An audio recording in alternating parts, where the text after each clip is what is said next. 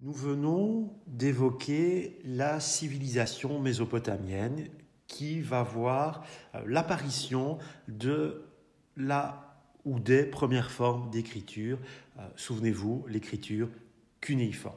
Maintenant, je vous propose de passer à une nouvelle civilisation qui va véritablement marquer l'histoire de l'Antiquité et qui nous marque encore aujourd'hui, ne serait-ce que d'un point de vue culturel. Il s'agit de l'Égypte. Donc voilà, dans le point numéro 4 de notre syllabus, nous allons nous intéresser à la célèbre Égypte des pharaons. Alors, vous avez au début de cette présentation dédiée à l'Égypte la ligne du temps. Alors, je vous l'accorde, cette ligne du temps, elle est réellement complexe parce que vous voyez bien l'histoire égyptienne, elle démarre aux alentours de 3200 avant Jésus-Christ et elle s'étale jusqu'à l'an 30 avant Jésus-Christ.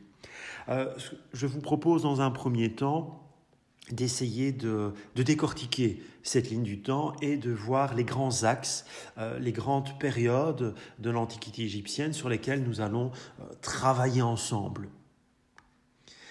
Mais la première chose que nous pouvons constater sur cette ligne du temps, c'est qu'il y a 3 zones grises qui apparaissent. Alors ces 3 zones grises, on les appelle, les égyptologues, les spécialistes de l'Antiquité égyptienne, les appellent des périodes intermédiaires. Si vous voulez, ce sont des périodes de transition en termes de pouvoir politique, qui généralement sont accompagnés d'incursions, d'envahisseurs, d'ennemis, qui sont accompagnés de troubles au niveau donc de la gestion des différentes régions égyptiennes.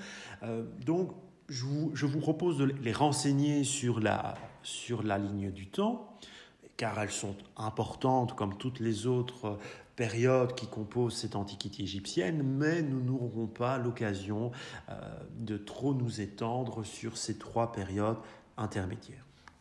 Alors ensuite, vous avez, toujours sur cette ligne du temps, 3 époques qui apparaissent dans les tons bleus. L'époque tinnite, la basse époque et l'époque ptolémaïque. Alors, vous verrez, on aura l'occasion de mettre en évidence certains points de ces différentes périodes, de ces différentes époques. Et pour terminer, nous avons 3 derniers temps qui correspondent en fait, comme les égyptologues ont décidé de les appeler, à 3 périodes où l'Égypte semble placé véritablement sous la conduite d'un roi pharaon, et on peut même parler d'un empereur.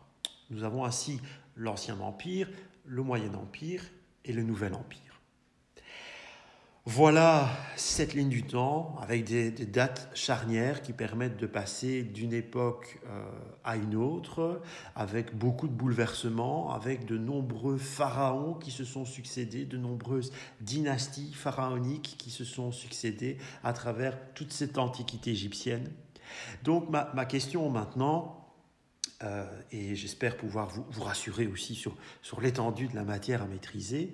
Ma question maintenant est de savoir, mais finalement, quelles sont les informations essentielles qu'un instituteur pourrait connaître au sujet de l'Antiquité égyptienne? Eh bien, la réponse, je l'ai trouvée une nouvelle fois dans les livres. Vous avez quand même un bon nombre d'ouvrages destinés aux enfants du primaire, 3e, 4e, 5e, 6e année primaire, surtout du cycle 4, des ouvrages liés à l'Antiquité, ou plus précisément encore à l'Antiquité égyptienne, qui vous donnent quelques grands concepts, qui vous donnent quelques grands personnages de l'Antiquité égyptienne. Donc moi, c'est par rapport à ces concepts que je vous propose d'être attentif dans les présentations qui vont suivre.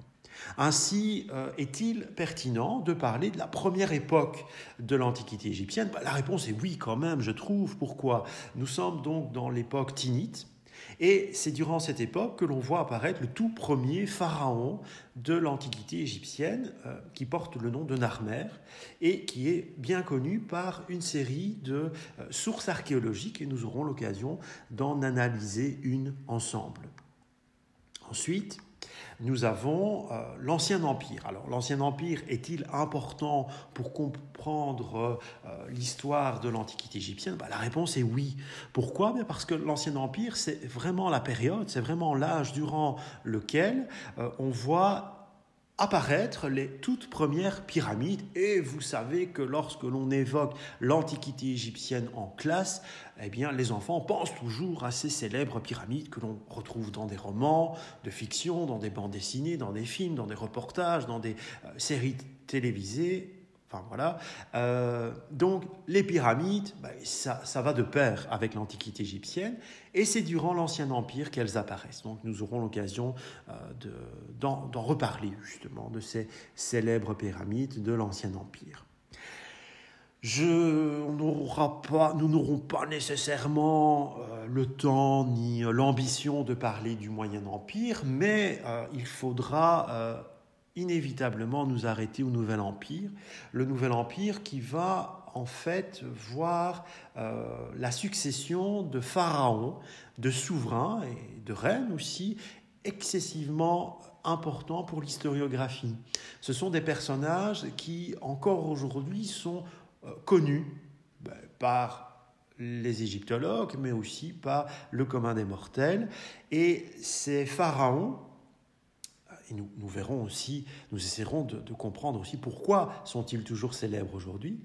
Ces pharaons, ces rois, ces reines, ces souverains de l'Égypte du Nouvel Empire, eh bien, ce sont par exemple Akhénaton, Néfertiti, Toutankhamon ou Ramsès II. Eh bien, nous essaierons ensemble de détailler, de présenter quelques-uns de ces personnages.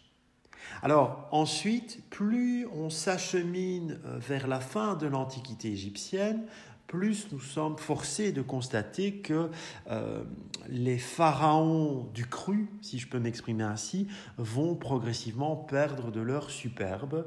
Et dès la basse époque, donc vous voyez, nous sommes aux alentours de 664 avant Jésus-Christ, eh bien, que se passe-t-il ? L'Égypte va être envahie par des puissances étrangères, et durant la basse époque, ce sont les Perses, l'Empire perse, qui va envahir et qui va gouverner l'Égypte. Les Perses qui vont notamment aussi dans leur expansion, dans leur conquête, eh bien, en venir à s'opposer aux premières cités grecques. Et que se passe-t-il à la fin de la basse époque ? Eh bien, ce sont les Grecs qui l'emportent sur les Perses. Et en 332, nous avons un célèbre Macédonien, conquérant grec, Alexandre le Grand, qui met fin à l'hégémonie des Perses en Égypte. Et donc, après la basse époque placée sous l'autorité perse, l'Égypte va être placée sous l'autorité des Grecs avec l'époque ptolémaïque. Alors, nous aurons l'occasion de présenter brièvement cette époque, mais même si ce terme ptolémaïque vous semble, cet adjectif vous semble complexe, en fait, c'est assez simple. Le début de cette époque ptolémaïque va être placé sous l'autorité, sous la gouverne d'Alexandre le Grand, et ensuite ce sera l'un de ses généraux, un certain Ptolémée, également d'origine macédonienne, qui prendra la charge de gouverner, après Alexandre le Grand, l'Égypte. Ptolémée pour l'époque ptolémaïque. C'est durant cette époque, qui va jusqu'en l'an 30 avant Jésus-Christ, que la dynastie des Ptolémées, les successeurs, les descendants de Ptolémée Ier vont régner sur l'Égypte. Alors, il y a fatalement de nombreux pharaons durant cette époque, entre 332 et 30 avant Jésus-Christ, qui vont gouverner l'Égypte et qui sont les descendants de Ptolémée Ier.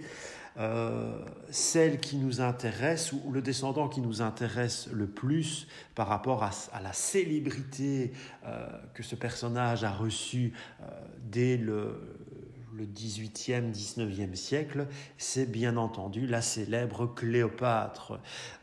Cléopâtre que nous connaissons tous, mais qui est en fait la 7e Cléopâtre du nom, Cléopâtre qui peut être considérée comme la toute dernière reine d'Égypte et qui a donc des origines grecques et macédoniennes. Pourquoi? Eh bien parce que c'est le dernier, elle est le dernier descendant de la dynastie de Ptolémée Ier. Alors, que se passe-t-il en l'an 30? Eh bien, en l'an 30 avant Jésus-Christ, ce sont les Romains qui vont conquérir l'Égypte. Et donc, l'Égypte va passer sous la domination de la République et ensuite de l'Empire romain. Et vous connaissez peut-être déjà, nous aurons l'occasion de l'évoquer, Cléopâtre qui a eu une relation intime avec un célèbre personnage de la République romaine, que j'ai eu déjà l'occasion maintes et maintes fois de vous citer.